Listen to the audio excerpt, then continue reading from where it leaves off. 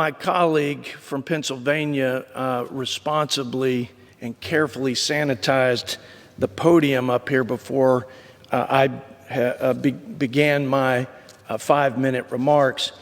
But I will tell you that there's not enough disinfectant in all of the District of Columbia to sanitize this chamber on account of my Democrat colleagues who fail to condemn what has been going on in what once were great American cities throughout this nation.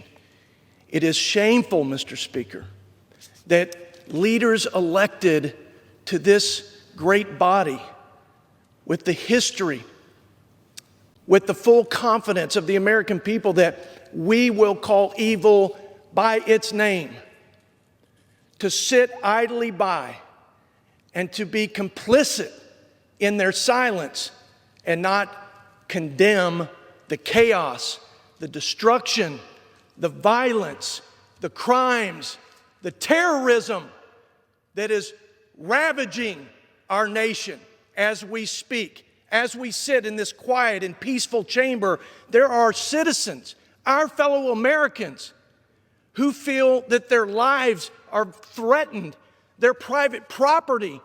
They can't even bear arms with the constitutional right to protect themselves and their property without being prosecuted by some rogue city attorney. We've got to stand up to this mob. We have to say, no more will you burn our cities.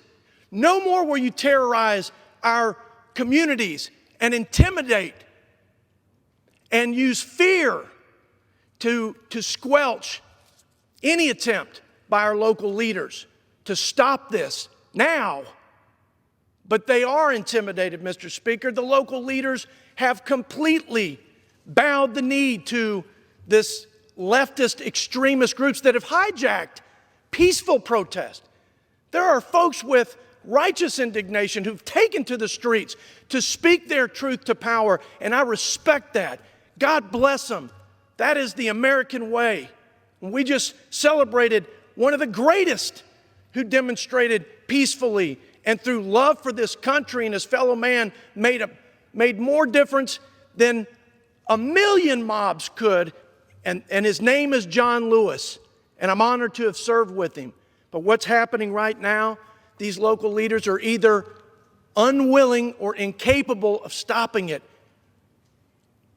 This weekend was 2 months of persistence in this violence and in the crimes perpetrated against federal officers, local law enforcement who have been hamstrung to even defend themselves, let alone the property that they've been asked by their quote-unquote courageous leaders to defend. They're getting fireworks shot off in their face. Where are the city leaders?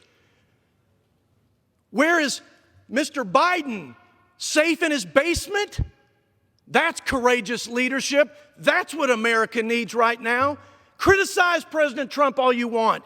He is at least doing something to stand up to the mob, protect taxpayer federal property, our federal law enforcement officers who are doing their job faithfully, dutifully, while our citizens' rights are being completely trampled. There's no pursuit of life, liberty, and happiness in these cities. They're burning.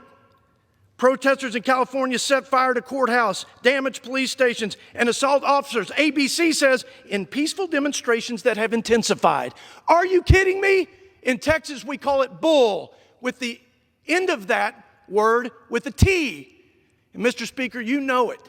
You know that these things are happening, and they wouldn't happen. They wouldn't happen in parts of Texas because the citizens would not allow it. And what do we do with fireworks and broken windows and spray paint and lasers being shot at them? Seattle experienced an anti-police riot. 59 police officers were injured. Arson, vandalism, assault. I've got the list of federal crimes right here. These people ought to be prosecuted to the fullest extent of the law. They should be locked up away from the citizens who are just trying to live out their lives in this great nation. These are the federal crimes: advocating to overthrow the government, aggravated assault and battery, arson, assault with a deadly weapon, assaulting with killing an officer, conspiracy to impede or injure an officer, demands against the U.S., domestic terrorism.